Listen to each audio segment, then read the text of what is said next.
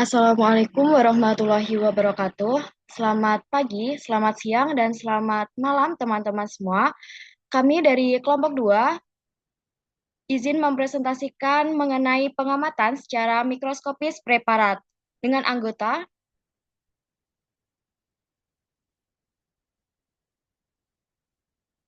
Yang pertama ada Afifah Izah dengan NIM 001, Anissa Rahma NIM 005, Adelia NIM 007, Aulia Usya 008, Kaila Kevana Zahra 021, Serly Novitasari 034, Ersa Delviani 040, Serly Wulandari 041, Fatihah Fajriyah 042, Klenta Jenkarin 045, dan saya sendiri Devi Fadila dengan NIM 046.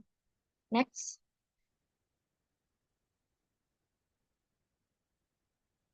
Selanjutnya akan dilanjutkan oleh teman saya.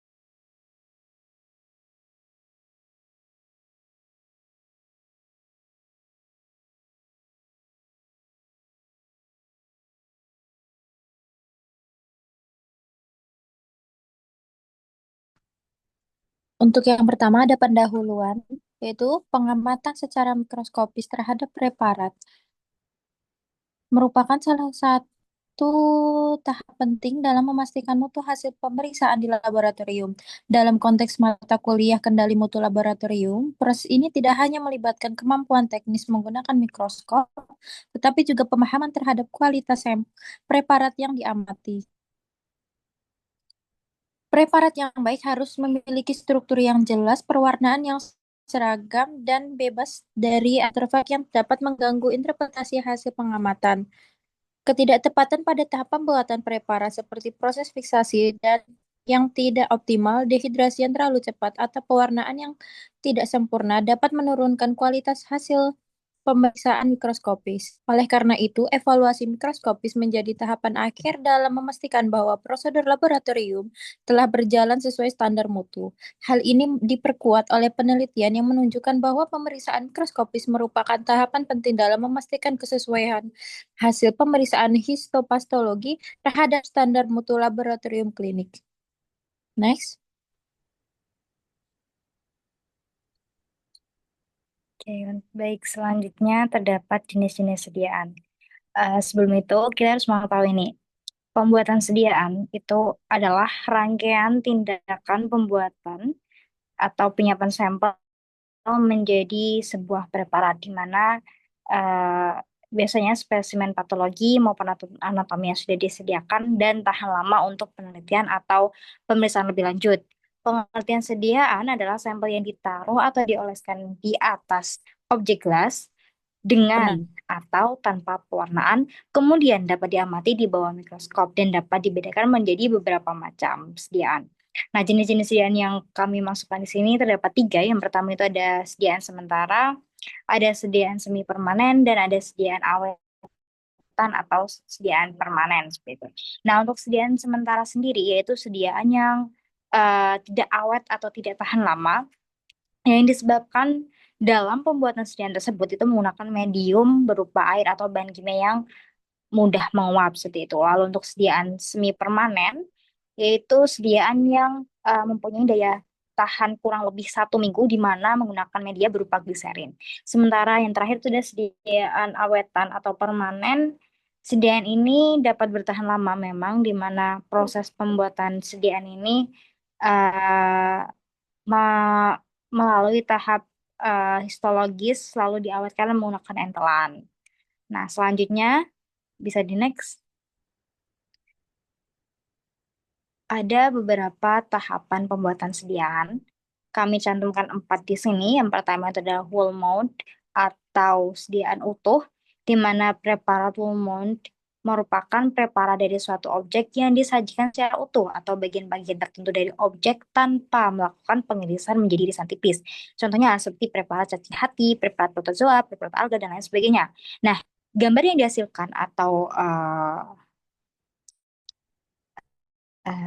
lapak paling yang dihasilkan terlihat dalam wujud aslinya seperti ketika organisme tersebut masih hidup seperti itu. Sehingga pengamatan dari organisme eh, kelemahan preparat Wilmont, mohon maaf, itu terdapat pada terbatasnya pengamatan pada morfologi. Dan yang kedua itu ada sediaan hapusan atau pull apart, di mana salah satu metode pembuatan sediaan yaitu dengan cara mengoles atau membuat lapisan tipis dari spesimen. Adapun langkah dari metode pull apart adalah sebagai berikut. Kita meneteskan 1 sampai 2 tetes spesimen pada sisi objek gelas, lalu letakkan objek gelas dengan sudut 30 sampai 45 derajat, dorong objek gelas ke belakang hingga menyentuh tetesan spesimen, lalu tarik objek gelas atau slider hingga terbentuk hapusan pada objek gelas. Biasanya itu digunakan pada hapusan darah SADT. Bisa di next. Nah, ada pembuatan sediaan yang ketiga, yaitu sliding smear. Ini beda sama hapusan. Kalau sliding smear itu kita eh, sebenarnya sama ya, maksudnya membuat lapisan tipis dari spesimen. Hanya saja kita eh, metodenya berbeda. Kalau di sliding smear itu kita meneteskan spesimen 1 sampai 2 tetes di atas objek gelas, lalu tekan dengan objek gelas dan putar kedua objek gelas hingga sejajar dan tarik perlahan. Jadi kita menekan kita nekan objek gelas dengan deglasnya seperti itu tanpa ada apusan. Nah, oh iya, selanjutnya ada selanjutnya ada sediaan section atau irisan. Nah, sediaan section ini biasanya ada pada sitohisto itu, di mana sediaan section ini butuh pemotongan. Pemotongan di sini adalah tahap proses pemotongan blok parafin yang berisi organ, kemudian itu dipotong dengan menggunakan mikrotom.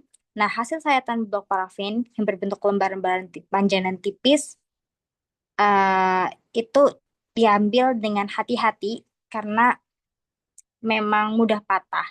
Nah, sayatan parafin jaringan itu dimasukkan ke dalam water bath yang berisi aquades dengan eh, suhu sekitar 55 derajat Celcius karena parafilm yang digunakan untuk parafin tersebut itu mempunyai titik leleh atau titik cair pada suhu 55 derajat Celcius. Nah, penempelan sayatan jaringan itu dilakukan setelah diinkubasi dengan water bath dengan tujuan untuk menguapkan air yang masih terdapat pada sediaan sehingga pada saat pengambilan jaringan dapat menempel kuat pada objek gelas seperti itu. Bisa dilanjut.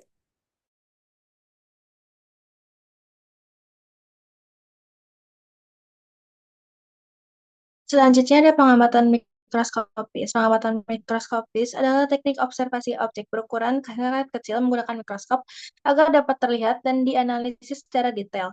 Mikroskop memperbesar bayangan objek yang tidak dapat dilihat dengan mata telanjang sehingga penting dalam berbagai bidang ilmu, terutama di laboratorium medis dan biologi. Dengan pengamatan mikroskopis, struktur sel, mikroorganisme, dan partikel halus lainnya dapat diamati secara jelas dan mendukung diagnosis maupun penelitian ilmiah. Mikroskop menggunakan sistem lensa optik yang menghasilkan perbesaran dan kontras yang memadai untuk melihat objek mikroskopis. Pengamatan tersebut sangat bergantung pada preparasi sampel yang tepat serta teknik penggunaan mikroskop, seperti penyesuaian fokus, pencahayaan, dan perbesaran. Pengamatan mikroskopis juga dapat dilengkapi dengan teknologi digital untuk dokumentasi citra secara akurat yang membantu analisis lebih lanjut serta paparan hasil pemeriksaan. Next.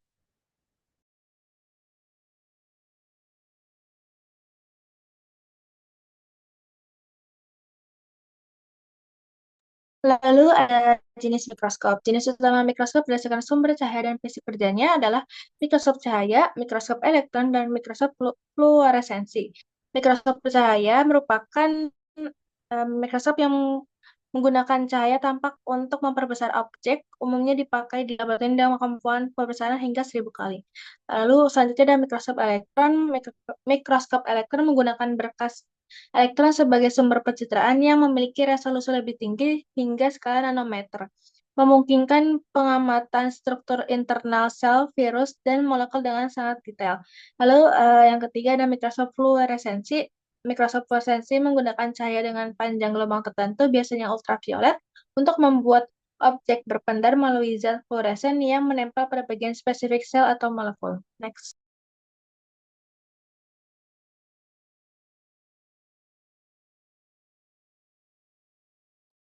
Kemudian ada teknik pengamatan mikroskopis. Yang pertama itu persiapan preparat. Pertama, bersihkan kaca objek dan kaca penutup supaya bebas dari debu dan kotoran. Tempatkan sampel pada kaca objek. Gunakan pewarna seperti lactophenol cotton blue atau methylene blue untuk memperjelas struktur dinding sel jamur. Lalu tutup dengan kaca penutup untuk menjaga jaringan tetap rata dan mencegah penguapan. Kemudian melakukan metode kultur slide, oleskan potongan media PDA dengan biakan jamur pada kaca objek, pasang dengan ring penyangga di cawan Petri untuk inkubasi tanpa merusak preparat, menjaga morfologi utuh struktur mikroskopis seperti hifa, spora, dan konidia, lalu untuk memudahkan identifikasi jamur lewat morfologi mikroskopis khas. Kemudian melakukan pengamatan dengan mikroskop cahaya, mulai dari lensa objektif 10 kali untuk menemukan area sampel, gunakan fokus kasar dan halus untuk gambar jelas, lalu tingkatkan keperbesaran 40 kali atau 100 kali. Kemudian atur pencahayaan dan diafragma untuk kontras dan ketajaman optimal. Kemudian melakukan pewarnaan dan identifikasi. Gunakan ground staining untuk bakteri dan pewarnaan kitin atau methylene blue untuk jamur. Observasi bentuk ukuran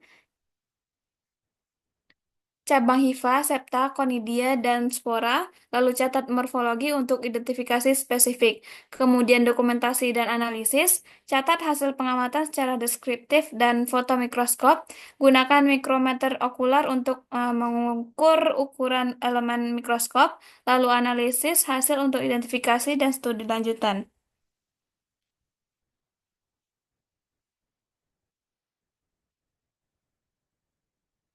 Kemudian ada faktor yang mempengaruhi kualitas preparat. Yang pertama yaitu pemilihan kaca penutup harus sesuai, seperti cover glass bulat 18 kali 18 mm lebih baik dari 20 kali 20 mm karena berpengaruh terhadap penguapan dan ketahanan preparat.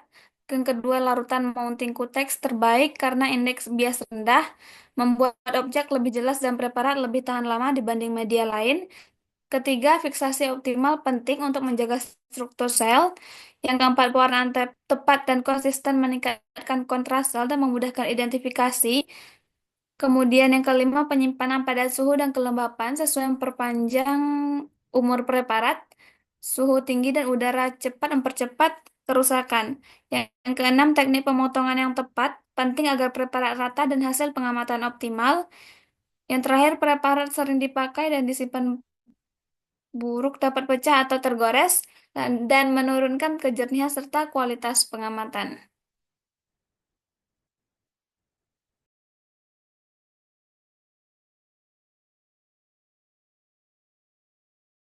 Selanjutnya ada konsep dasar kendali mutu. Konsep dasar kendali mutu pada pemeriksaan mikroskopis menekankan pentingnya menjaga ketepatan dan ketelitian hasil observasi agar dapat diandalkan dalam diagnosis dan penelitian. Kendali mutu dilakukan dengan standarisasi prosedur pengamatan, kalibrasi mikroskop secara berkala, pelatihan dan kompetensi pengamat, serta penggunaan bahan kontrol untuk meminimalisir kesalahan teknis dan interpretasi. Dalam laboratorium, kendali mutu biasanya mencakup pemantapan mutu internal dan eksternal yang saling melengkapi. Pemetaan mutu internal memastikan seluruh tahapan pemeriksaan dari persiapan sampel hingga pelaporan hasil dijalankan sesuai standar.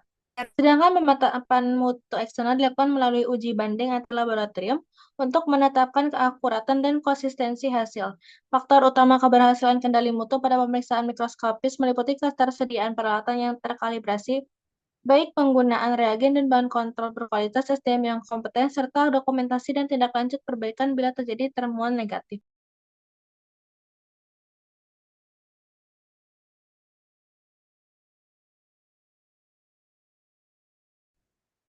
Baik, berikutnya kendali mutu internal pengamatan mikroskopis. Pengendalian mutu internal mikroskopis dilakukan dengan tujuan memastikan hasil pengamatan dapat direproduksi dan dipercaya untuk keperluan ilmiah maupun diagnostik. Lanjut ke strategi dan perencanaan manajemen mutu, itu memiliki komponen utama berupa quality planning, quality laboratory practice, quality control, quality assurance, dan quality improvement. Perencanaan mutu harus dimulai sejak tahap awal, dan selama operasional laboratorium, aktivitas dikendalikan agar mutu tetap terjaga. Setelah sasaran mutu tercapai, laboratorium tetap harus melakukan peningkatan mutu berkelanjutan. Penetapan sasaran mutu berikutnya menjadi bagian dari upaya menjaga dan meningkatkan kualitas. Next.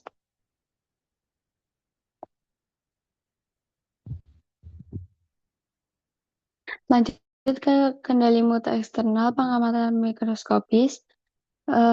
Untuk fungsi dan tujuannya itu menjaga ketepatan dan keandalan hasil pemeriksaan laboratorium, membandingkan hasil pembacaan sediaan laboratorium pelaksana dengan laboratorium rujukan, membantu mendeteksi kesalahan pembacaan atau ketidaksesuaian teknis, memberi dasar untuk perbaikan dan peningkatan mutu, serta menjamin hasil pemeriksaan sesuai standar nasional maupun internasional.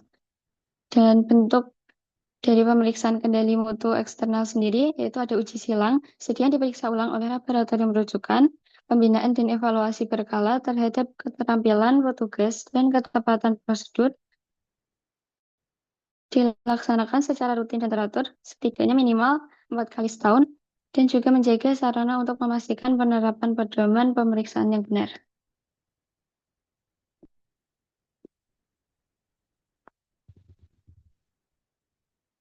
Untuk faktor pendukung keberhasilannya itu ada ketersediaan sarana dan prasarana yang memadai, jumlah tenaga analis yang cukup dan kompeten, pelaksanaan prosedur kerja yang konsisten, serta sistem mutu laboratorium yang kuat dan terstruktur. Manfaat dari kendali mutu eksternal yaitu menjamin hasil pemeriksaan lebih dapat dipercaya, mempercepat proses pengambilan keputusan klinis, mendukung upaya pengendalian penyakit secara lebih luas, dan juga menjaga stabilitas dan keberlanjutan mutu pelayanan laboratorium.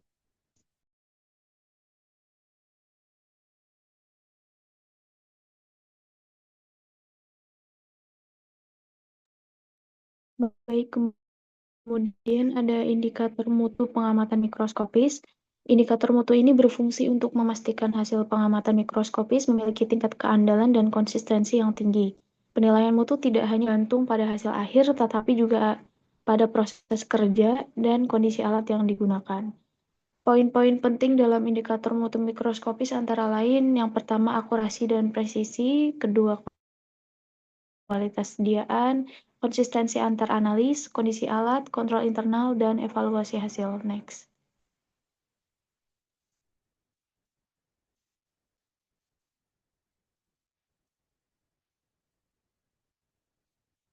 Kemudian ada pula faktor penunjang kendali mutu. Kendali mutu dalam pemeriksaan mikroskopis tidak akan optimal tanpa dukungan faktor-faktor penunjang yang memadai. Faktor-faktor ini berperan dalam memastikan setiap tahapan pemeriksaan berjalan sesuai standar dan hasilnya valid. Nah, faktor-faktor penunjang kendali mutu antara lain yang pertama ada SDM atau sumber daya manusia, SOP atau standar operasional prosedur, reagen dan bahan pewarna, kemudian peralatan laboratorium dan dokumentasi pelaporan, kemudian yang terakhir identifikasi ketidakpastian. Next.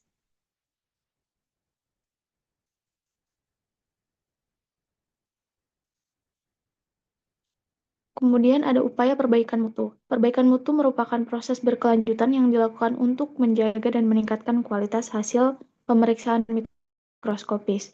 Tujuan utamanya adalah agar hasil pemeriksaan selalu akurat, andal, dan sesuai standar nasional maupun internasional.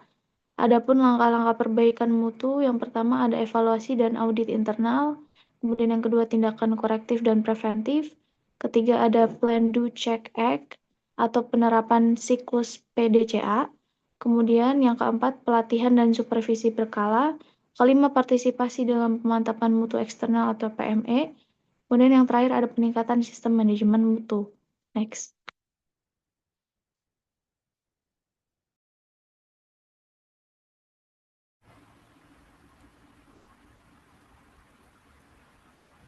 Baik, di sini saya akan menjelaskan tentang salah satu studi kasus dengan judul Analisis Hasil Kontrol Kualitas Pemeriksaan Hematokrit dan Trombosit.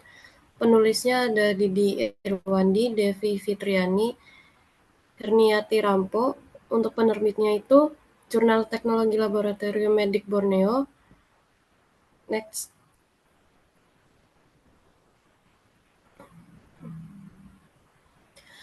Yang pertama itu adalah latar belakang. Laboratorium merupakan tempat melakukan serangkaian pemeriksaan medis dengan analisa objek atau bahan pemeriksaan agar mendapatkan informasi tentang pemeriksaan atau kondisi pasien. Pemantapan mutu laboratorium sangat berikatan dengan hasil uji yang sesuai standar operasional prosedur berbagai parameter uji sehingga mampu menghasilkan pemeriksaan yang berkualitas.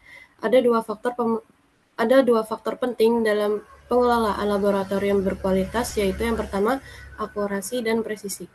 Melihat pentingnya akurasi dan presisi, perlu untuk melakukan kontrol sebelum pemeriksaan. Next.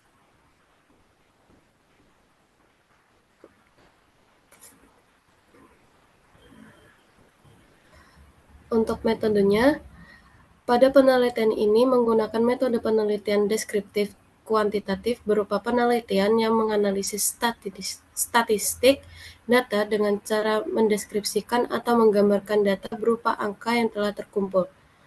Data yang dipakai didapatkan dari data sekunder yang merupakan perolehan data dari pihak lain. Data yang dipakai berupa hasil kontrol kualitas harian pada pemeriksaan hematokrit dan trombosit menggunakan metode otomatis dengan instrumen berupa hematologi analyzer yang dilaksanakan di laboratorium rumah sakit. Next.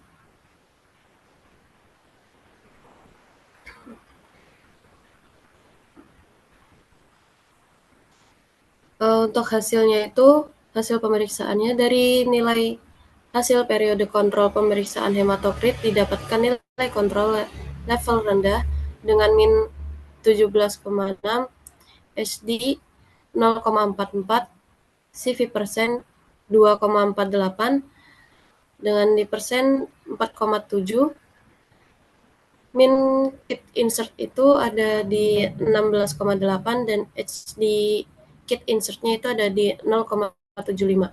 Pemeriksaan hematokrit menggunakan kontrol level normal diperoleh nilai min 38,5, HD-nya 0,43, CV persennya 1,11, di persennya 4,7.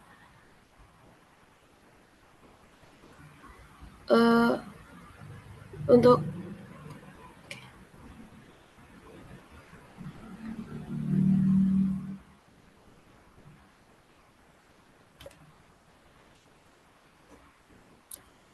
lalu yang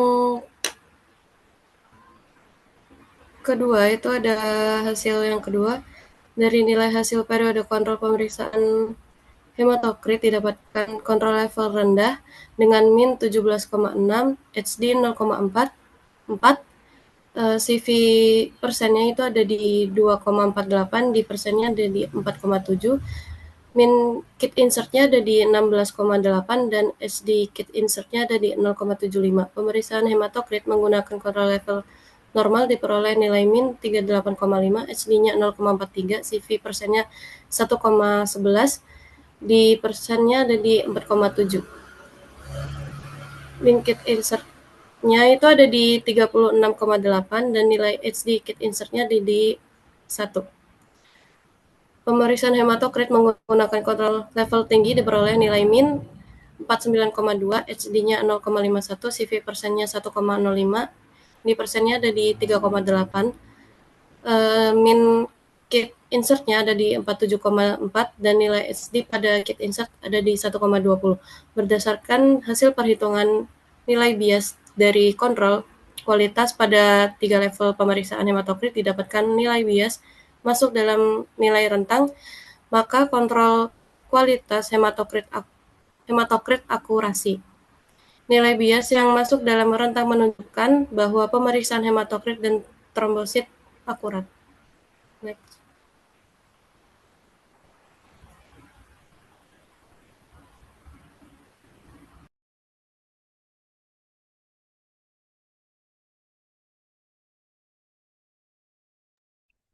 Kemudian lanjutannya, berdasarkan gambar 1 di atas yang sebelumnya mengenai hasil analisis aturan Western dan pada kontrak kualitas pemeriksaan hematokrit selama 20 hari menunjukkan pada level tinggi terdapat aturan peringatan 12S di hari kedua. Begitu juga pada level normal mendapat aturan peringatan 12S di hari ke-8, 10, dan 20. Berdasarkan grafik kontrol reflexogenics, pemeriksaan hematokrit didapatkan hasil kontrol kualitas pada level tinggi, mendapat aturan peringatan 12S di hari kedua. Begitupun pada level normal mendapat aturan 12S di hari ke-8 dan 10. Aturan peringatan 12 SD yaitu 1. Kontrol keluar batas kurang lebih 2 SD, namun tidak melewati batas kurang lebih dari 3 SD, sehingga dinyatakan masuk aturan 12S.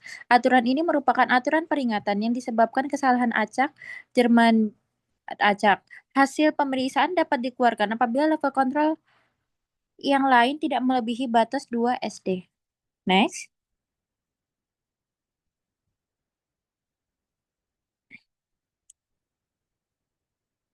Kemudian, berdasarkan hasil perhitungan nilai bias dari kontrol kualitas pada pemeriksaan trombosit diperoleh nilai bias yang tidak melewati maksimal standar pada level normal dan tinggi. Sedangkan pada kontrol trombosit level rendah didapatkan hasil melebihi batas standar bias. Penyebab hasil trombosit pada level rendah tidak masuk rentang dikarenakan alat hematologi analisis metode 5150 menggunakan teknologi impedansi DC, di mana metode impedansi secara signifikan melebihkan jumlah trombosit dalam sampel darah mikrositik dan trombositopenia.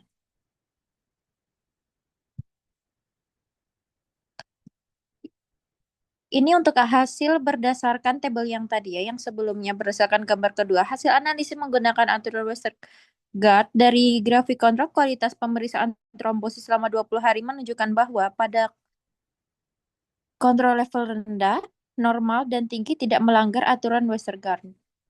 Next.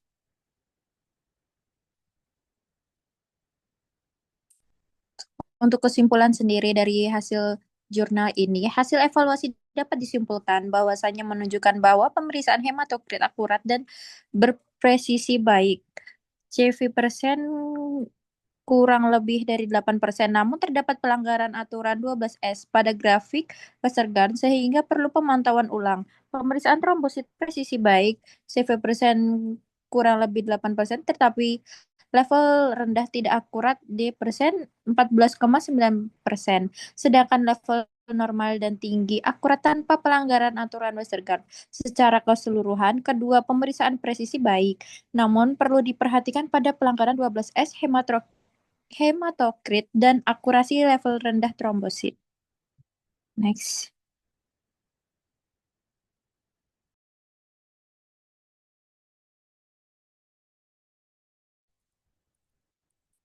Baik, yang selanjutnya ada jurnal yang kedua dengan judul Gambaran Hasil Pemeriksaan Mikroskopis Apusan Darah Parasit Malaria dengan Teknik Apusan Darah yang Berbeda.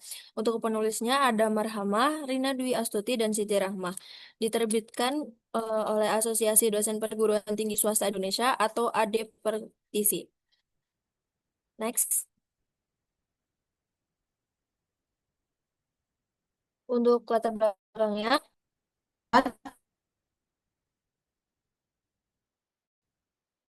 malaria merupakan penyakit infeksi yang masih menjadi masalah kesehatan di Indonesia dan disebabkan oleh parasit Plasmodium yang ditularkan melalui gigitan nyamuk Anopheles.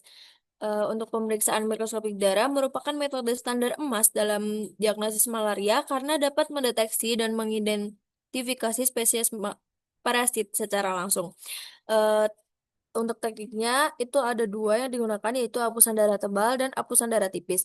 Perbedaan hasil dari kedua teknik ini penting untuk diketahui agar analisis dapat memilih metode yang paling tepat dan akurat dalam mendeteksi infeksi malaria. Next.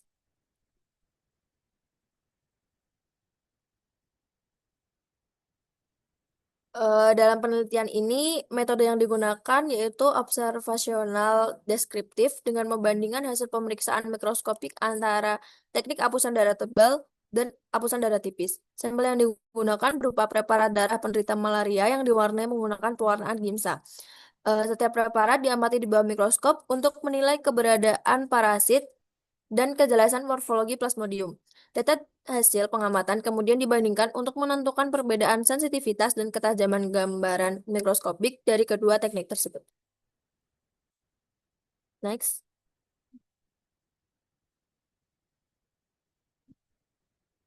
Untuk hasil dari penelitian ini, di tabel 1 itu ada hasil pemeriksaan parasit malaria secara mikroskopi pada apusan darah tebal dan apusan darah tipis Gimsa pada pasien suspek malaria di RSUD Pangkep. Hasil penelitian menunjukkan bahwa teknik apusan darah tebal mampu mendeteksi lebih banyak sampel positif parasit malaria dibandingkan dengan apusan darah tipis. Hal ini menunjukkan bahwa apusan darah tebal memiliki sensitivitas yang lebih tinggi untuk mendeteksi parasit pada darah dengan kepadatan rendah. Sementara itu, apusan darah tipis memberikan gambaran morfologi parasit yang lebih jelas, sehingga memudahkan dalam identifikasi spesies Plasmodium seperti Plasmodium falciparum dan Plasmodium vivax. Kedua teknik ini terbukti saling melengkapi dalam meningkatkan akurasi diagnosis mikroskopik malaria. Next.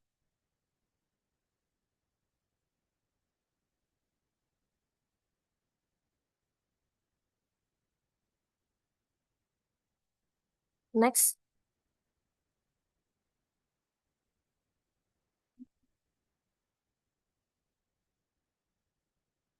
Baik, untuk pembahasannya, jadi hasil penelitian ini menunjukkan bahwa teknik apusan darah tebal dan apusan darah tipis memiliki keunggulan masing-masing. Untuk apusan darah tebal sendiri lebih sensitif dalam mendeteksi parasit karena menggunakan volume darah yang lebih banyak. Sedangkan untuk apusan darah tipis memberikan gambaran morfologi parasit yang lebih jelas untuk identifikasi spesiesnya. Jadi, penggunaan kedua teknik secara bersamaan sangat dianjurkan agar hasil pemeriksaan mikroskopik malaria menjadi lebih akurat dan komprehensif, sesuai dengan standar pemeriksaan laboratorium dan rekomendasi dari WHO.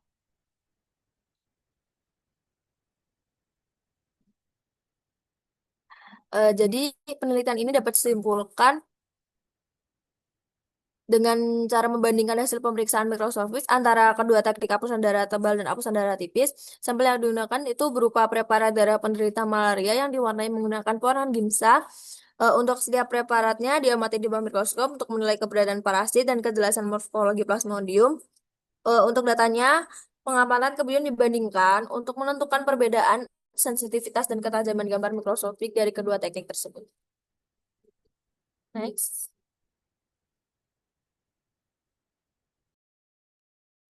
Selanjutnya, kesimpulan pengamatan mikroskopis merupakan tahap penting dalam pemeriksaan laboratorium untuk mengenali struktur sel dan mikroorganisme secara akurat.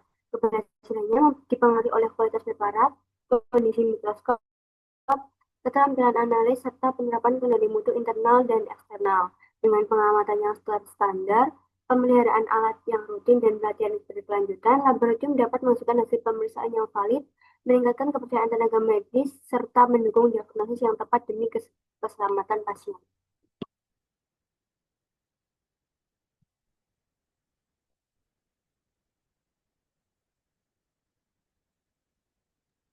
Sekian presentasi dari kelompok 2. Mohon maaf jika ada kesalahan dan terima kasih atas perhatiannya. Wassalamualaikum warahmatullahi wabarakatuh.